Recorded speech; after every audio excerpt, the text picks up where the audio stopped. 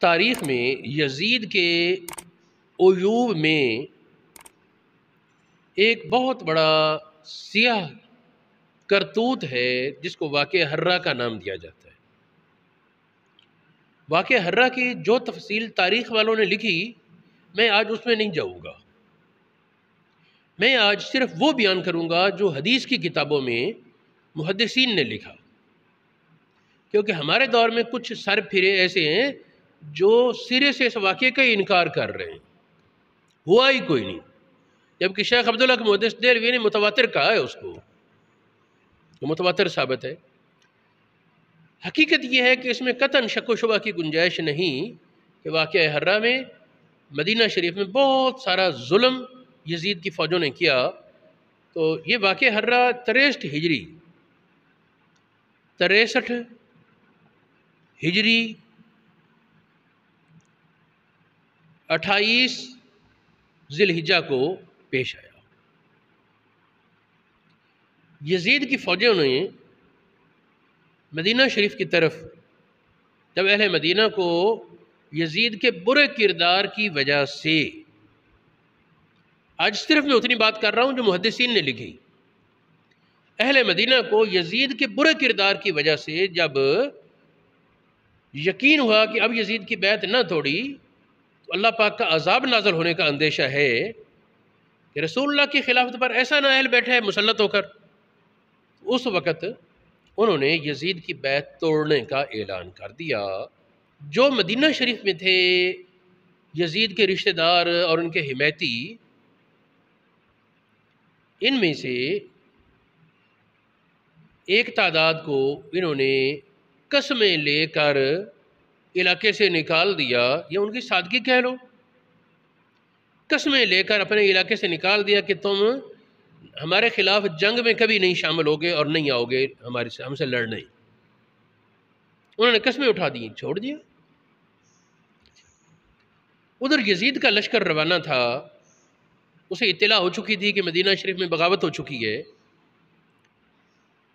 انہوں نے پہلے کچھ دن ان یزید کے رشتہ داروں کو قید رکھا، اس کے بعد کہا کہ یہاں نہیں، انہیں بھیج دینا چاہیے، چلے جائیں دمشق۔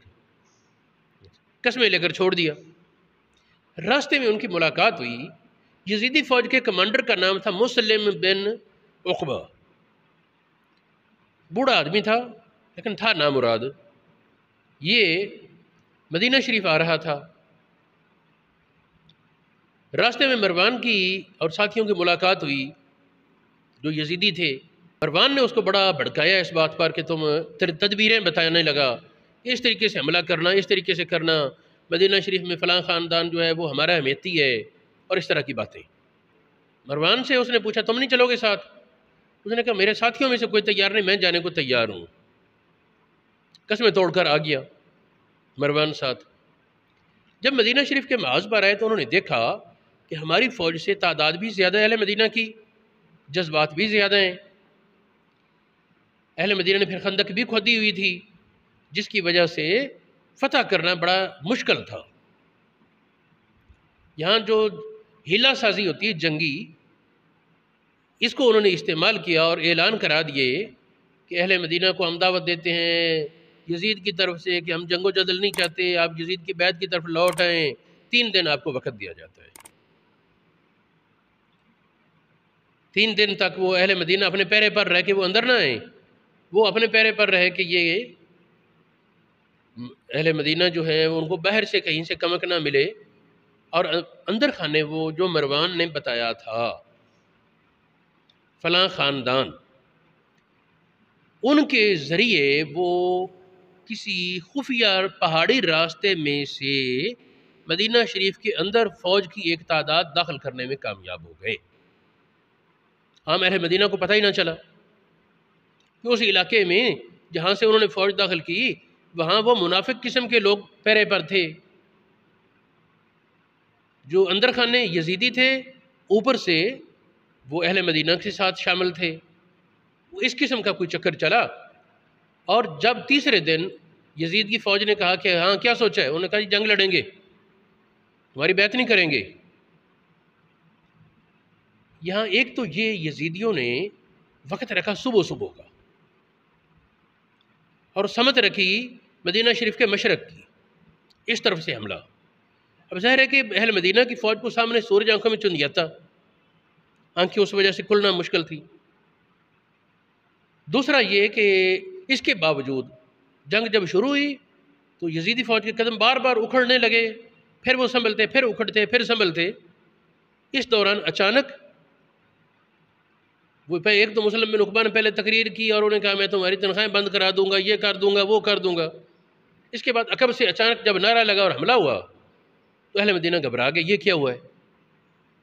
اس کے نتیجے میں پھر مدینہ شریف میں ظلم و ستم کا بازار گرم ہوا اور بہت وہ یزیدی فوج نے اپنی بد کرداری کی۔ سینکڑوں کی تعداد میں صحابہ اور ان کے اولاد وہ قتل کیے گئے جنگ کے بغیر۔ تاریخ والوں نے اس سے بہت زیادہ تعداد بتائی ہے، ممکن ہے وہ حق کو یا نہ ہو، لیکن آخر مدینہ شریف میں جنگ کے بغیر بندہ قتل کرنا یہ کون حلال لکھتا ہے؟ پھر حضور علیہ السلام کے قریبی رشتہ داروں میں یہ ایک فضل بن عباس بن ربیعہ بن عبد المطلب، وہ بھی شہید ہوئے، اور بھی بہت سے لوگوں کو انہوں نے شہید کیا۔ خیر، اب جو بات میں اس کے حوالے سے دو اور باتیں بتانا چاہوں گا، ایک تو یہ سعید بن مسیب تابعی بہت بڑے اہل علم سے تھے۔ جب یزیدی فوجوں نے مدینہ شریف پر غلبہ پا لیا تو یہ مسجد نبوی میں چھپ گئے۔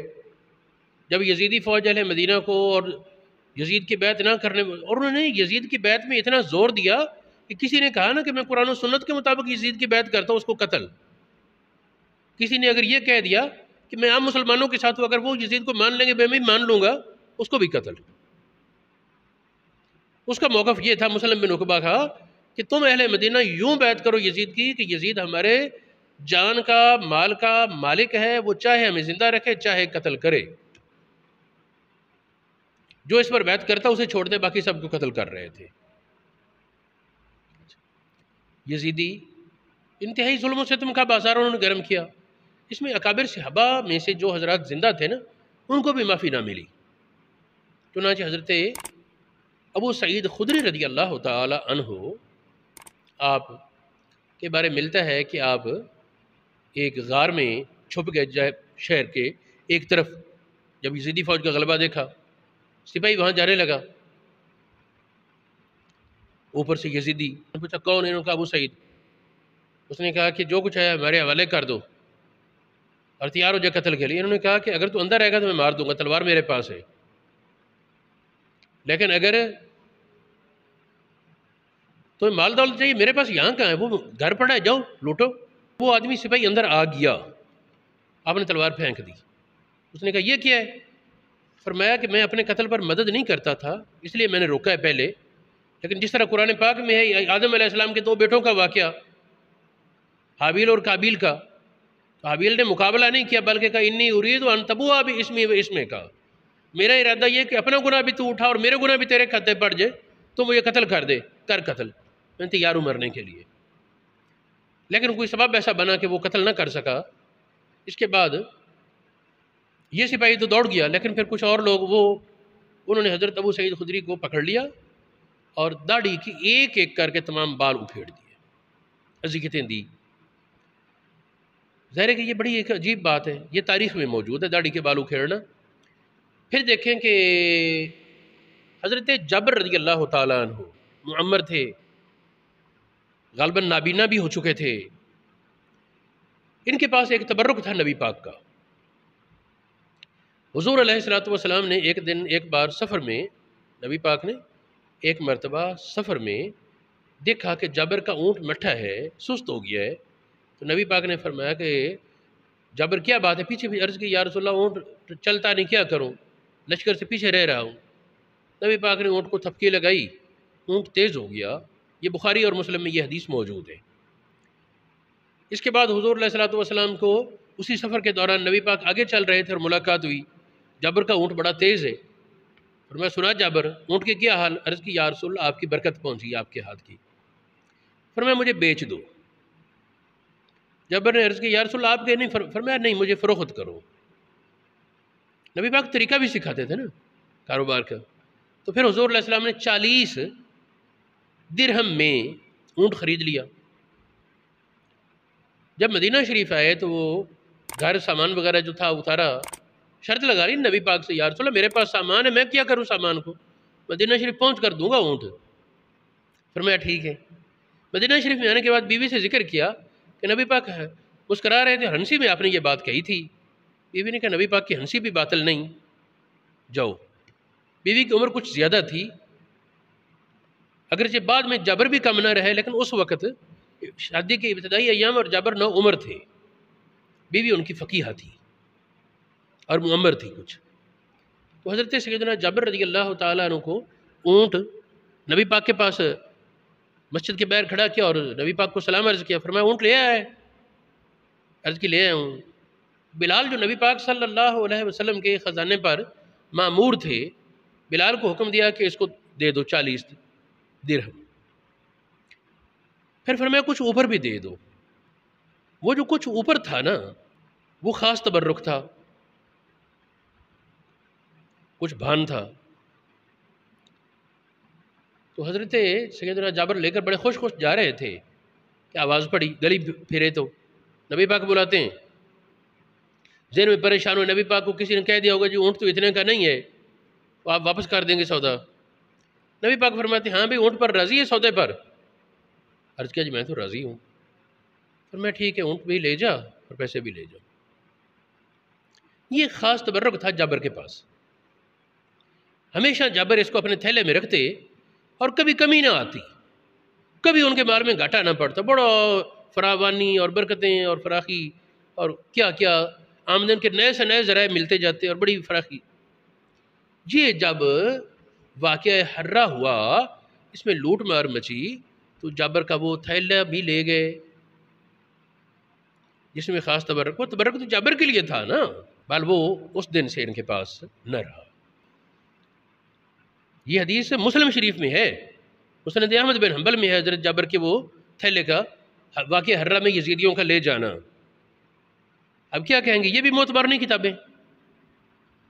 اسی طرح حضرت سعید بن مسیب کا ذکر کیا ہے، وہ سنن دارمی میں صحیح سند کے ساتھ ہے۔ اس طرح مصابیح السنت، مشکات المصابیح کا اصل، مشکات المصابیح کا اصل ہے مصابیح السنت، اس کتاب میں وہ روایت موجود ہے، مشکات شریف میں بھی ہے، حضرت سعید بن مسیب والی روایت۔